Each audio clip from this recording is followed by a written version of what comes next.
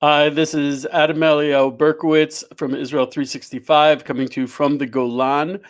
Um, Today we're speaking with Naomi Khan. She's the director of the international division of Regavim. Regavim is a pro-settler Israeli NGO that monitors and pursues legal action in the Israeli court system against any construction lacking Israeli permits.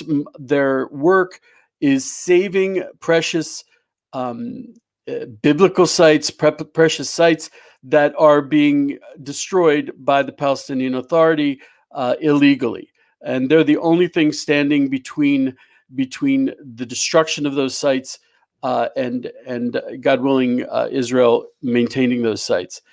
She's here to tell us today about how the Palestinian Authority. I couldn't believe this story when she first told me about it. The Palestinian Authority is actually weaponizing their own schools. Horrifying to think about it. Weaponizing their own schools and using their children against in their struggle to destroy Israel. And I can't. This is the kind of thing you have to be precise about because it's just too horrifying. So Naomi, if you could tell us about this, and I can't believe it's true. I really can't. It's unfortunately extremely true. What we're dealing with is the results on the ground of two forces at the same time. Number one is Palestinian Authority's resolve, and number two is the government of Israel's inaction.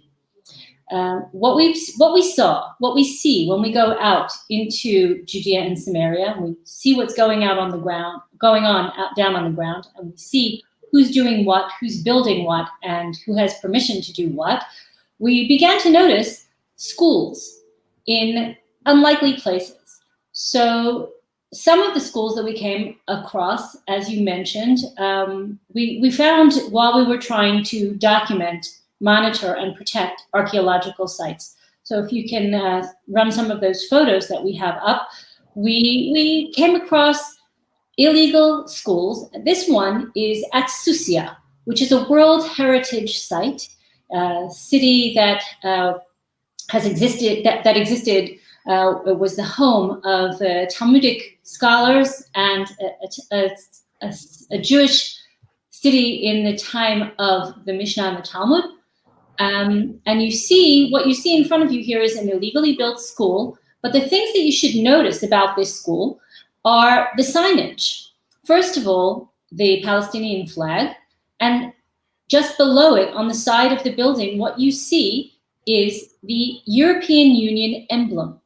The European Union funded this school and many of the others. We'll show you a few other examples of this phenomenon. But the European Union gives the Palestinian Authority the wherewithal to use schools to take over, literally take control of key sites, strategic or historic or national sites throughout Judea and Samaria. What they do is very, very rapidly, at the end of the summer, practically overnight, they build a school out of these prefabricated structures that the EU supplies, and knowing full well that a school is a win-win situation. If the state of Israel knocks down a school, the public relations black eye is immeasurable. On the other hand, if the state of Israel is afraid to knock down the school, particularly when it has a European Union sign on it, and the state of Israel doesn't want to pick a fight with the European Union, so then the school stands. And what happens? An entire village grows up around the school. Schools are used as a frontline method of drawing population and settling population. So when the Palestinian Authority uses European Union funding to build a school, they choose very, very carefully where they want to build it. And they put it in very specific places. So that first building is at Susia, which has been a spot of contention for years. Before we go on to the other pictures, we have an interesting comment from Facebook from Andy Watts, who says that it looks more like a training camp than a school. Maybe you want to respond to that. It is a training camp. Part of the issue about these schools is not only where they're located and how they're built and why they're built, but also what's being taught there. And what's being taught there is anti-Semitism, is racism, is extreme Islam. It is essentially training ground for terrorism. This is a known fact. In fact, some of the funders of these schools themselves have withdrawn support in recent months because of the extreme nature of the curriculum that's being taught in these schools. Palestinian Authority textbooks are full of anti-Semitism, martyrdom themes, terrorism. So yes, it is a training ground in many, many ways, in very real and unfortunate ways. You know, Naomi, it's interesting that you picked a photo from the area of Susia. I actually I have a very dear friend, one of my first friends from when I came to Israel, who moved to a place called Carmel, which there's 3 Jewish settlements that were established just south of Hebron: Susia, Carmel, and Ma'on. And I connected with him through the cows. He was working with me with the cows in Kibbutz Deliah. We moved down there. I used to go visit him. And it was and at first there was a dirt road, and then eventually they built they paved a road, an asphalt road. And as soon as there was an asphalt road, all of a sudden the Arabs from the area started building their houses right next to the road, and which isn't so nice. And they weren't so nice. It was very dangerous. But immediately after, they started saying, "Oh, we've been here for generations." I saw it with my own eyes that they were not even there for 5 years. Correct. And that's the problem. Once they establish these facts on the ground, they'll tell you that these structures, which are clearly temporary prefab structures, they'll tell you, "Oh, we've been here for generations," and the world believes them. That's part of the irony, the sad irony. That is part of the irony. The area that you mentioned actually is one of our main focus areas in recent years. Carmel, Ma'on, and Susia all back up onto a large IDF live fire training ground. And there's actually a full-scale illegal Arab city that was built there by the Palestinian Authority over the past few years. We've been in court about it for years. There are now literally thousands of permanent structures built there, and they all start out this way. Build a school, and around it, then you pave a road to access the school, you bring children there, then the children's families move there, and then they build homes, and hey presto.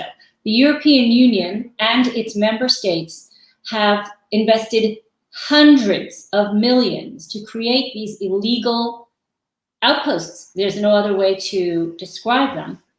And we have been monitoring, tracking them, and complaining about them for years. So the school issue is one of the tactics that is used to change the map, literally to change the map of Area C, Judea and Samaria.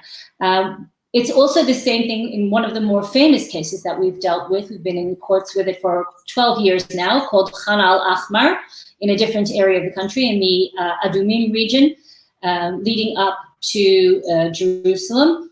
The first permanent structure there as well was a school, and then this outpost was built around it. So we'll see more of these pictures if you want to run some more of the slides. This school building, also funded by the European Union, is actually very, very near my own home. This is at the top of Nabi Samuel, the tomb of Samuel the prophet. And this illegal school was built, of course, without any permits, without any hookup to sewage, electricity, water. All of these things were tapped into the Israeli grid. And the school has now become permanent. The community around it has parts of it were there before, but it is certainly a far more formidable, location now that the European Union is invested here, the Palestinian Authority is invested here, and it gives this place permanence. But again, children are being used as the foot soldiers here. So at the end of the summer, practically overnight, they build these school buildings very, very quickly, so that at the 1st of September, when school begins, there are already children sitting in desks, sometimes in buildings with no windows, no doors, no electricity, no plumbing of any kind, no access road. The point is, they are a fact on the ground, and the state of Israel, it faces a very, very severe challenge from the European funders, from public opinion, and you see it over and over again, how Israel is accused of denying an education to the most vulnerable children in the world. Now, Norman from Facebook, Naomi, is asking a question. The EU should respect Israel's territories. Can Israeli government get rid of these school structures? What's stopping Israel from removing them? the only thing stopping Israel from removing them is fear. It's fear of confrontation with the Europeans who are funding these schools, and fear of confrontation with the entire support system that the Palestinian Authority has created for itself, either world public opinion, progressive, quote unquote, leftist, even Jews in the United States who side with Palestinian narratives. There's nothing legally that is stopping the state of Israel from exercising its jurisdiction in these areas. This is actually these structures are completely illegal under international law. They violate the Oslo Accords. They violate international law. And the state of Israel is fully within its rights to remove them. But it does not. Until we go to court, and very, very rarely, so far, none of the schools have been demolished. And as we run through this, I'll give you a better idea of how many of these schools we're talking about, and you will be shocked. Let's see another picture. So this one is also on another archaeological site. You'll notice they all have very strong similarities to one another. They all fly the Palestinian flag, and I'm not sure that you can see, but on the wall on the left is also the European Union emblem. Show the next slide, and we'll see the same things again and again. Now this one, for those of you who recognize it, this school is built actually at the Herodian, a World Heritage Site, the burial place of King Herod. The location actually, it's built literally on top of irreplaceable, priceless World Heritage archaeological site, and is destroying it.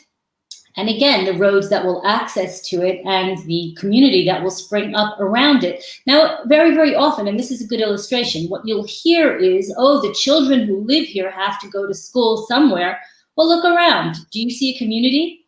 There is no community around it. There are no children who need this school. There are other Palestinian Authority schools very nearby, very often just a few minutes walk away. But this is a clear tactic for taking control of Israeli state land inside areas under Israeli jurisdiction.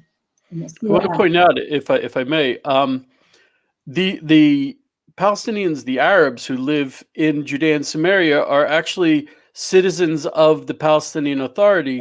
Correct. My understanding is that after the Oslo Accords, the Palestinian Authority was actually supposed to continue and become an actual state, and they would have been responsible for the education of their children. And they're already responsible for the education of their children. Right, and here we're seeing that they're choosing to use the excuse of education of their children to give them substandard education, to really adversely affect them in these formative years, just to make a political statement. And that's, I mean, I wouldn't do that to my kids. I'd be Correct.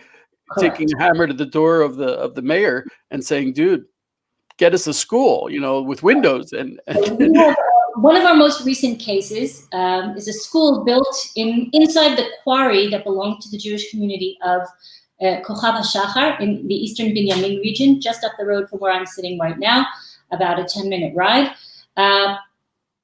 School was just dropped down practically overnight in the middle of nowhere.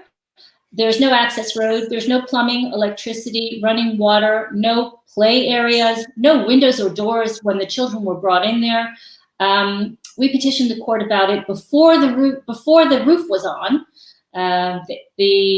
We got work stop orders issued by the court, and the Palestinian Authority carried right on and continued. This now, I can tell you that about 10 days ago, the United Nations launched its humanitarian aid package for 2021, live Facebook broadcast. And on that broadcast, the section of humanitarian aid dedicated to education was broadcast from that illegal school. They're calling this new community Ras Atin. And I sat there and I watched them discuss how the the school and the unfortunate children who are there are living under the shadow of possible demolition of their school. So I wrote in a question, the same way that your viewers can write in a question. I wrote in a question to the person who was moderating this humanitarian aid package launch, and I said, did you apply for building permits that would allow this school to have hookups to electricity and running water? No answer. And I said, perhaps a better idea for the use of the United Nations relief resources is to invest in a school bus. How far is it to the nearest Palestinian Authority school? Because I knew the answer, and the answer is it's 4 kilometers. 4 kilometers, for your viewers, is less than 2 miles, right? Less than 2 miles away, inside Palestinian Authority-controlled areas, there is already a school where these children were learning until a couple of months ago, with running water, electricity, a playground, a lunch hall, a library, all the things that a school should have. Authority, instead of busing the children who don't actually live near this new school, instead of making the existing school available to them, chose to use the resources provided by international humanitarian do-gooders to create new facts on the ground in areas controlled by the State of Israel in order to create a whole new outpost and community around these illegal schools. And we've seen it over and over again. How many I do times- want to point out, Naomi, that here closer to where I live in Jerusalem, that this strategy is used on a regular basis, even on the Temple Mount itself, where there are a number of schools. There are constantly they're adding new mosques to the land illegally in order to stake the ground, and they know that the Israeli government is fearful to do any move that might ignite what the narrative at least is, ignite the World War III, which we know very well that would never happen, but they're afraid to enforce these laws. Also, if I can point out one thing, I guess the theme of today is sad ironies. We have in this case that actually Regavim is fighting to improve Palestinian education, and the European humanitarian, air quote, pro-Palestinian organizations are making a mockery and destroying the education of these Palestinian children. They claim they're pro-Palestinian, and you're the ones who are trying to improve their education. Correct. Just in the same way that the European Union, knowingly or unknowingly, is forcing the residents of these outposts to live in substandard conditions when they could be living inside Palestinian Authority-controlled areas. And they've gone and taken it down deeper into another level of actually using children, grades 1 through 6 in this case, as their soldiers, as pawns in their political game. If I can ask you a question that might take you out of your comfort zone, why is the EU paying for this to happen? It's certainly not good for the Palestinians, and it's certainly not good for Israel. But the fact that it's also not good for the Palestinians raises the question: why would they do it? Why would the EU fund it? There's a word for this. Yes, I know. With a little hyphen in the middle. Yeah, it starts with an A. Yeah. Remember, we're on live television here, so we have to be careful what we say. No. They don't like that. There are many of these donor states and organizations that have been told lies. They've been told that these people have nowhere else to go and have nowhere else to live and have nowhere else to learn. These are lies, but this is a very, very carefully crafted narrative created by the Palestinian Authority to make cynical use of people's good intentions. That's very, very often the case. There are rare cases, and we have been instrumental in these cases, in which foreign governments have accepted the facts that we have presented to them and have been forced to admit that they're being duped. So, for example, really? Yes. So we were very, very instrumental, for example, in exposing another one of the Palestinian Authority's land grab tactics, and that is the use of agricultural projects. The European Union and donor states have invested many millions of euros every year for the past number of years to support local Palestinian farmers in areas under Israeli occupation. This is what this is called, right? So they're told that these people have no access to their own land resources, et cetera, and they need support in order to continue living as subsistence farmers.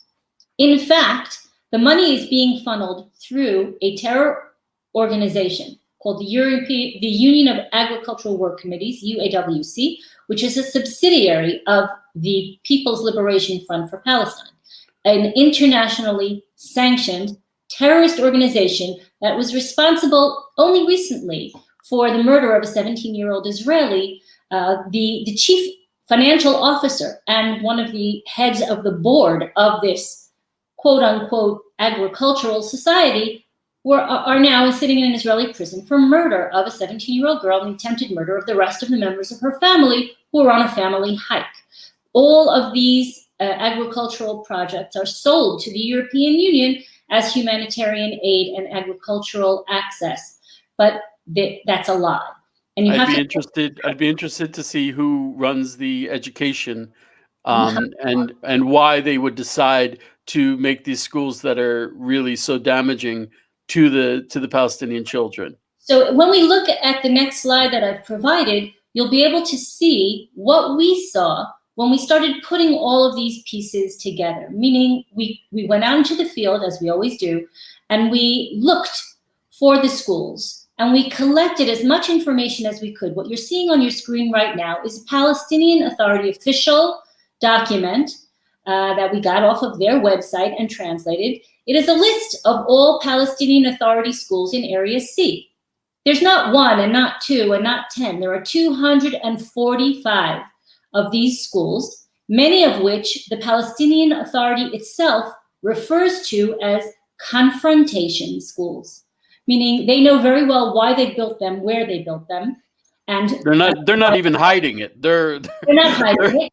So all of these schools, in addition to our field observation and all of this data that we collected from official Palestinian sources, we created the map that you see on your next slide. And this is a map that we put all of that information down on the map of Judea and Samaria. Each one of those dots is a Palestinian Authority school.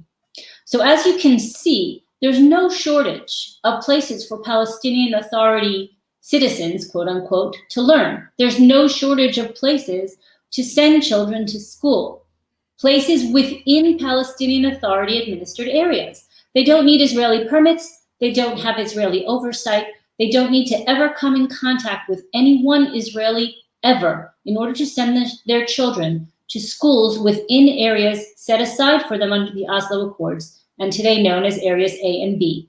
But instead, they use their resources to build more and more and more of these confrontation schools in areas where they have targeted for land takeovers in order to change the map of Judea and Samaria and to create contiguity that will serve as the basis for the creation of a Palestinian state. So, Rina, I'm not so great with maps, but when I looked at that map, Josh, if you could pull that map back up again, there were schools in the middle, in the white area, that are not even in the Palestinian Authority. Is that correct? Sure.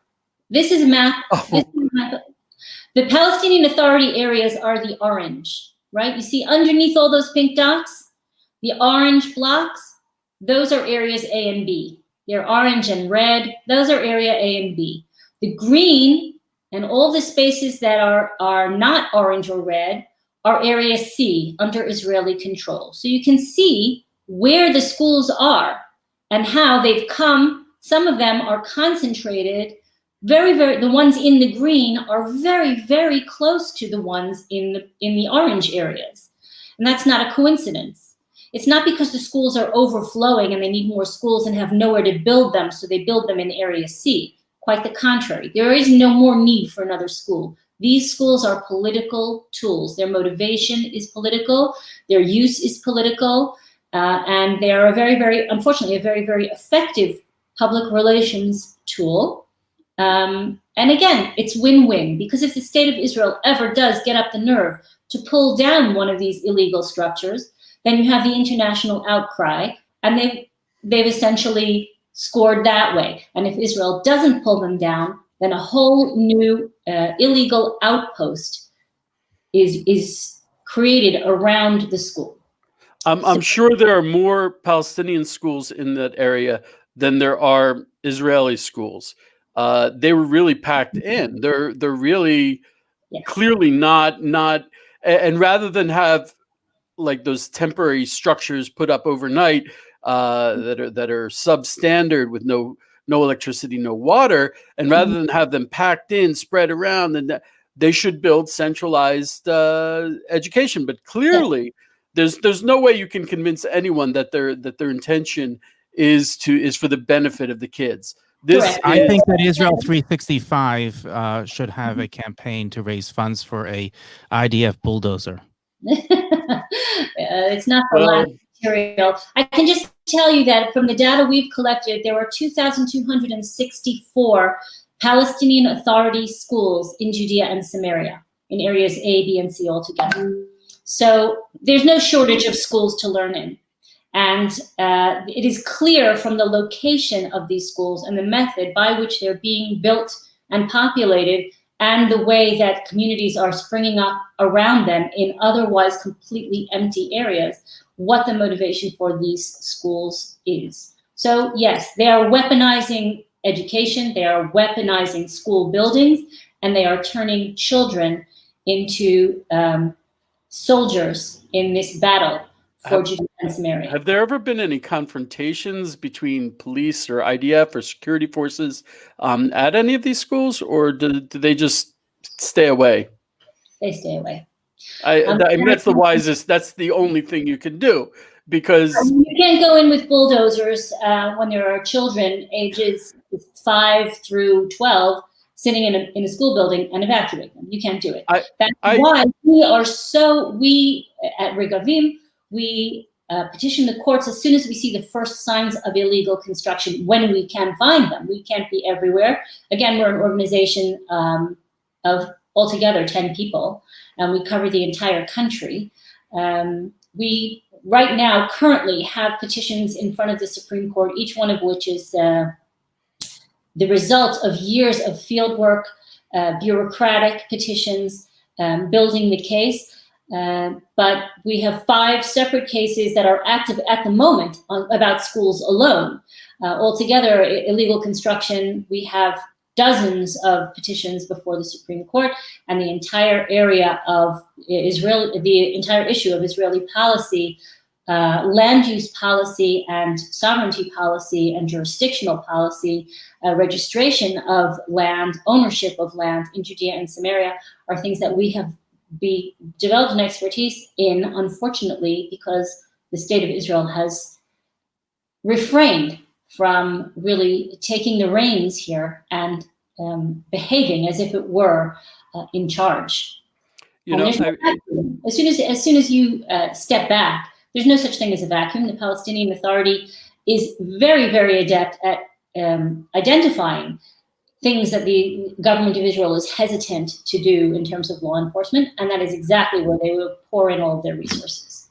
Slightly off topic, but what this reminds me of directly, many years ago, the last year that Yasser Arafat was alive, may he rest in peace. I was stationed in Ramallah for my reserve duty. What they called the DCO. It was a base inside Ramallah. And I remember we always knew when there was going to be a riot, when they were going to start throwing rocks and everything, because the reporters would show up first. They were always notified. The reporters would show up. They would set up their cameras. The Palestinians would tell them where to stand so that they would not get hit by any rocks or anything. And then they would start rioting, and the Border Patrol would show up. But what amazed me, in the Border Patrol, they used crowd control. They used rubber bullets and stun grenades and gas, and none of it is nice.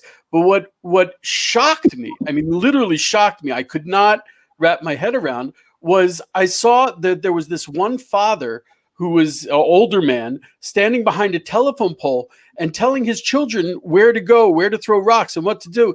And I was just thinking to myself, my God, I'm here in Ramallah protecting my children who are back home. I am here with the uniform, putting my life on the line to protect my children. And here you have exactly the opposite. The father is putting his kids in danger. And I don't care what your political statement is. When you're using your children as pawns in war, there's something wrong there. There's something essentially wrong on an inhuman level. And that's what we're seeing with these schools. You wouldn't put a school in a conflicted zone. You might put, a house, an outpost or something like that, but a school where your children actually have to go and sit during the day, that's not the way normal people think. There's two problems there, though. One problem from my perspective, aside from the inhumanity of that sort of behavior, is they're not worried. They're not afraid, because they know that the state of Israel won't lift a finger against them. So they're using children because they know the state of Israel is not going to come in with bulldozers when there are kids sitting in the rooms. So that's what they do. It's human shields in a very, very real sense. Unfortunately, we've seen this in so many different ways when we're dealing with hostility from the side of the Palestinian Authority, from the leadership, and from the laity as well. You have this problem. This was a protective shield down in Gaza. We had human shields. We had rockets being stored in the basements of schools and hospitals. Hospitals, churches, mosques, all of these things. So you're dealing with an enemy that really doesn't have any qualms about using human shields. And this is a war, but it's without a single shot fired. And the only thing that we can do is what we do. And that is to try to empower the state of Israel to enforce the law, to use the jurisdiction that it already has, and to increase its control of the territory, because if it is allowed to continue in this way, we will lose the battle for Judea and Samaria. So Naomi, we have to go. I think we've reached our time. Can you leave me with a good thought about the future of Judea and Samaria? I'm concerned. I'm worried. It's good to be worried. Actually, Jewish tradition has this saying that it's good for a person to always be worried, a little bit. But on the other hand, here I sit just outside of Beit El. Jewish life is vibrant, growing. The Jewish population of Judea and Samaria is not only growing by leaps and bounds, it will grow much, much faster and much, much stronger and much healthier as soon as the government gets on board. But even despite all of these things, we live a full, vibrant life in our ancestral homeland. And that's not a connection that can be broken. So we're here for the long haul, and we'll do it one day at a time. And if we have to, we'll do it one brick at a time. But we'll do it. Thank God. With people like you, with Regavim, God willing, Geula, redemption's right around the corner. God willing. Thank you so much, Naomi. I really can't thank you enough. And Pleasure. Kol hakavod, more power. You're doing amazing work. We really appreciate it. Thank you so much.